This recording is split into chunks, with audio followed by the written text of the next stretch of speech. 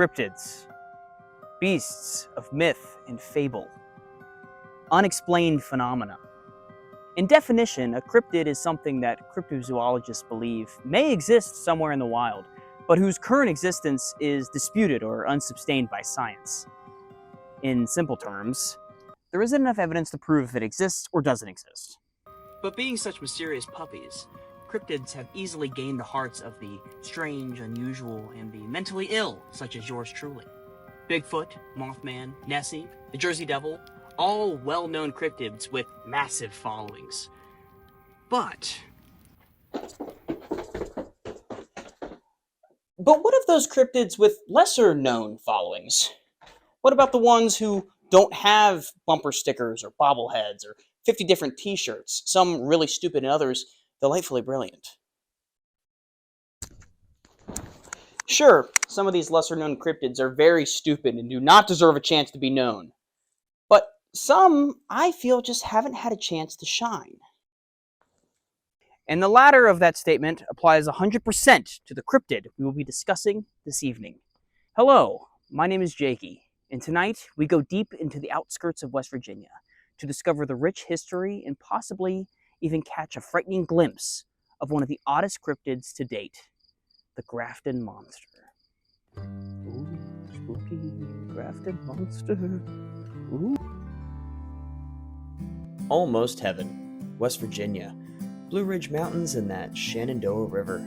Sure, Johnny Denn was actually talking about Virginia when he wrote that song. But look at this place. It truly is almost heaven. Rushing rivers, old rolling mountains that give way to stunning overviews. Almost heaven.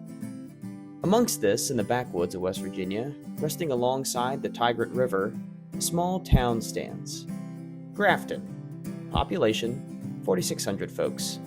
And this is where our story begins. Grafton takes the term small town to the literal definition. Only 4,600 people call this town home. I mean, you look at a map, it's kind of obvious how small it is. Being here, you can feel it.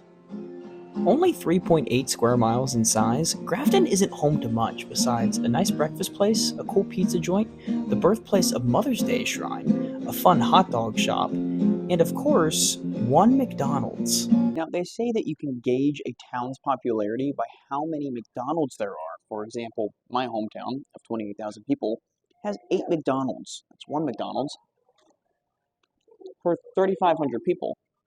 Grafton has one for the whole damn town. Grafton feels like a sleeper hit of a town, meaning the draw to visit really isn't there because there isn't much to do in Grafton. Sure, maybe you're driving through Grafton on your way to visit Tigert Lake State Park, or maybe you just want to see a Dairy King for a change instead of a Dairy Queen. But if you're like me, and for your sake I really hope you're not, but if you are, perhaps you came here to visit the one place where a single horrifying event took place 60 years ago, and that event happened to one man, Mr. Robert Cockrell.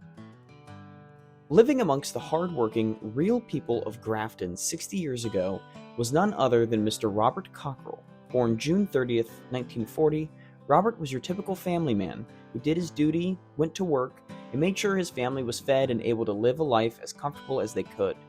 In 1964, Robert was a journalist working for the Grafton Sentinel. He lived a pretty normal life, going to work, doing his job, then heading home to his family. This was to be his legacy, like that of so many other hard-working men and women of this nation. But fate had other plans for Robert, for on the night of June 16, 1964, Robert experienced something that would launch him from this average life he was living into one of legend. June 16, 1964. 61 years ago, Robert was on a drive home after another day of journalisming. It was late in the afternoon, around 11 p.m. to be exact. The night was crisp and clean. He passed Grafton High School, cruising on at a nice 55 miles per hour, enjoying the sights along the riverside. It was a drive Robert felt he could do with his eyes closed. All was cookie-cutter as normal, until, there, in a small clearing off the side of the road, he sees it, standing still as a photograph, something no man has ever seen before. The Grafton Monster.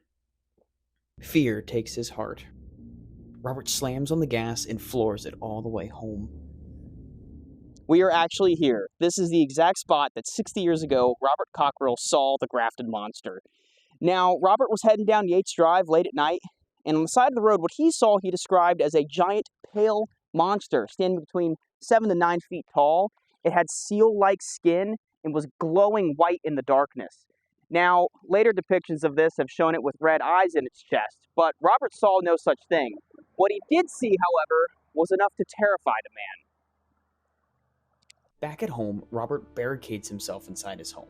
He's terrified, but behind the safety of the locked door, Robert remembers his duty as a reporter.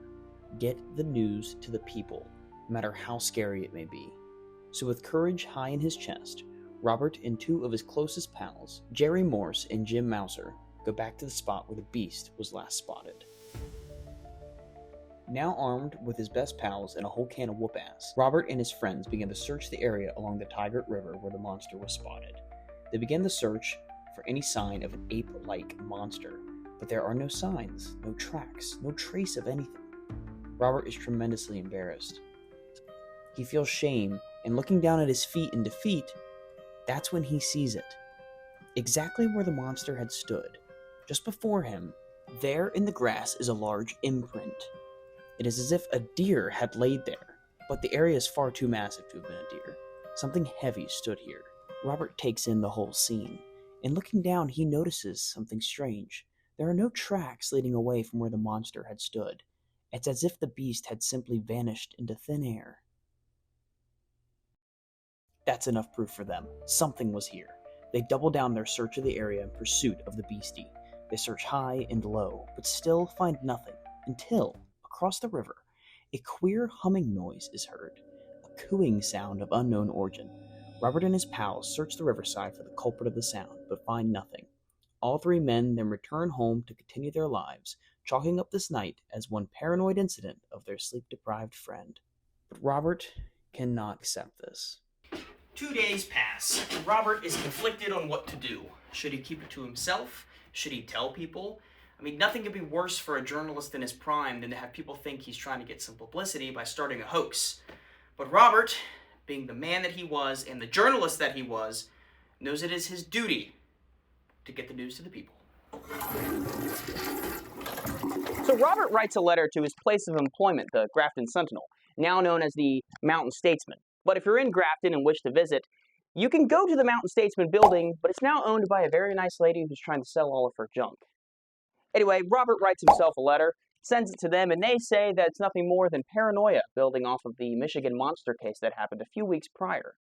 But where the Grafton Sentinel plays down the case, paranoia in Grafton hypes it up. However, none were more flustered up than the youth of Grafton. Teenagers were in a full freakout. Baseball bats, crowbars, wiffle ball bats, pitchforks, torches, all manner of weapons were seen in the hills of West Virginia as dozens upon dozens of these peeved teenagers searched for the dreaded beast. Some claimed to catch a glimpse of the pale cryptid between the trees, and Robert would later go on to state that their description matched his own to the finest detail. One teenager stated that what he saw, he believed wasn't a monster at all, but was actually an escaped polar bear running about the Appalachian wilderness. But when questioned on how such a thing could find its way to little old Grafton, he pissed his pants and ran away. As if this one-time massive teen search wasn't enough, it actually happened again and again. It happened so much, in fact, that the local law enforcement had to step in. They did a half-assed search of the area to calm everyone down and claimed it to just be a hoax. And where the law and the media played it down, gossip hyped it up. And soon, all along Yates Avenue, cars were parked bumper to bumper as folks tried to catch a glimpse of the Grafton Monster. Alas, monster hunting ceased, and days turned to weeks, turned to months, and so on and so forth, and the Grafton Monster was never seen again. Or was it? Because some many miles away in September of that same year, another famous cryptid was spotted. The Flatwoods Monster, in Braxton County, where that event had taken place some 10 years prior. But when the witness was questioned as to what they saw, the description didn't quite add up. Now, the witness described what they saw as looking like a giant white wash tub. Now, this is the Flatwoods Monster, and this is the Grafton Monster. Which of these looks like a giant white wash tub?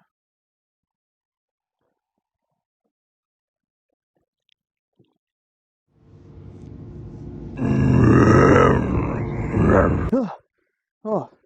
So, what was the Grafton Monster? Was it actually a great beast hailing from the hills of Appalachia? Was it all a hoax? Was it perhaps a elderly lady pushing boxes on a handcart?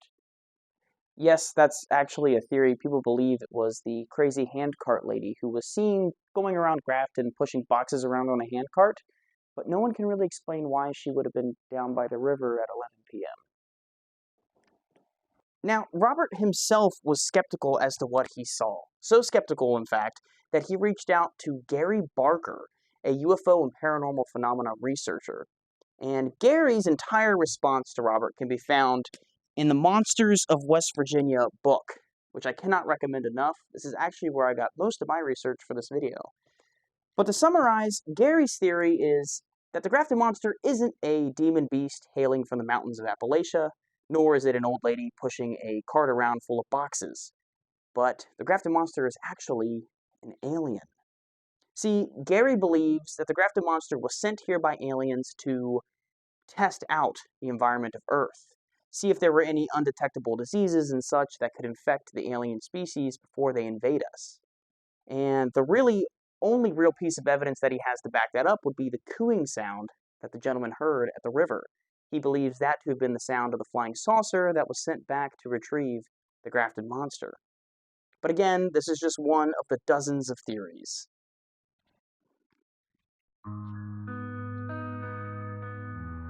People will call you crazy.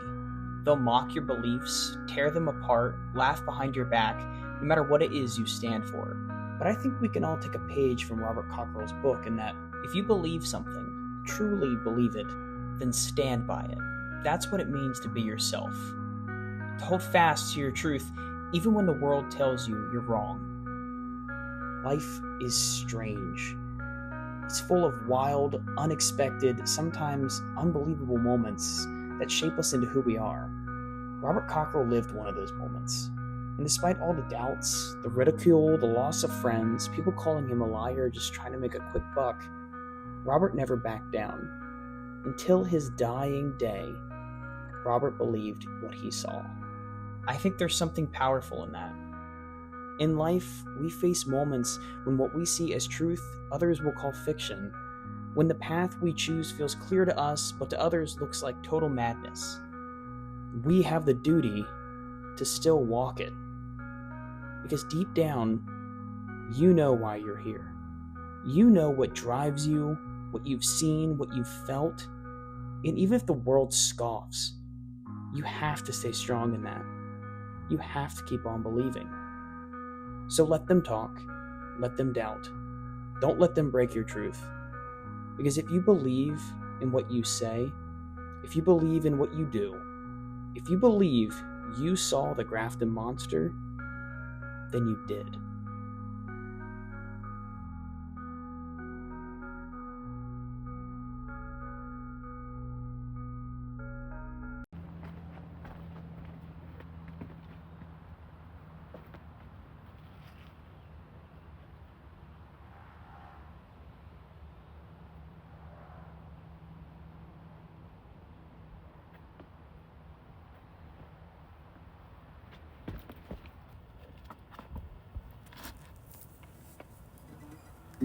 Grafton Monster, Grafton Monster, Grafton Monster, Grafton Monster, Grafton Monster, Grafton Monster, Grafton Monster, Grafton Monster, Grafton Monster,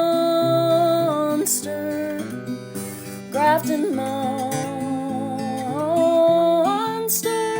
Grafton Monster, Grafton Monster, Grafton Monster.